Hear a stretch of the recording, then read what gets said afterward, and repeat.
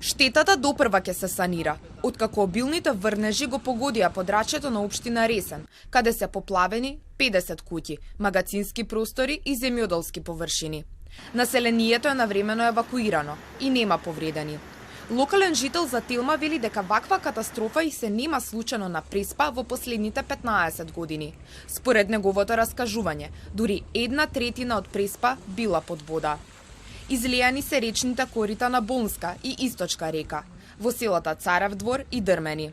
Заборавената инфраструктура на селата дополнително ја влошува ситуацијата, каде луѓето имаат потешкотии да се движат во време на вакви кризни услови.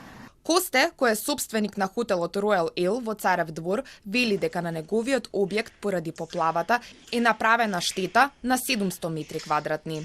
Кај мене штетите се премногу големи, така да деловен простор на 700 квадрати, метро и 70 вода, имаше висина машини, фрижидери, паштетини, струјата, све тоа беше фатено под вода. Во текот на вчерашниот ден, значи имаше од службите донесе 2-3 мотори, значи кои ја црпеа водата, меѓутоа за жал не можеше ништо друго да се направи, само да се намали нивото на водата.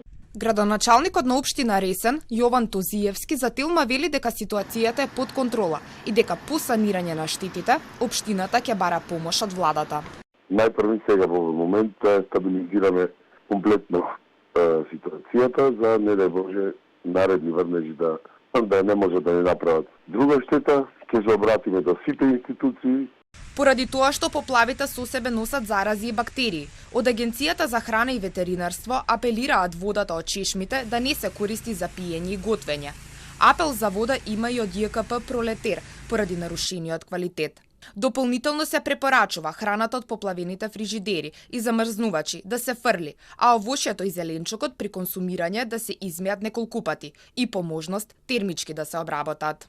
Доколку во регионите каде веќе има излевање на реките и поплавување на домовите и земјоделските површини, водоснабдувањето се врши од индивидуални водоводни објекти.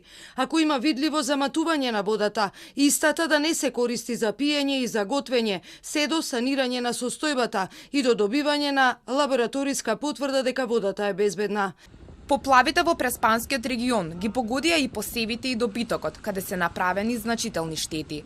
Од Центарот за управување со кризи информираат дека екипи на јавни предпријатија и приватни фирми се на терен со 4 багери и 7 пумпи, каде се црпи вода. Пријавени се и поплавени домови во Битола и Охрид, а во Прилеп се урна и кров на куќа. Нивото на реките Голема, Драгор и Црна е значително зголемено, со локални излевања и затворени патишта. Од УХМР за денес најавија променливо облачно време, со повремени локални врнежи од дожд, со услови за појава на невреме со грмежи и силен ветер.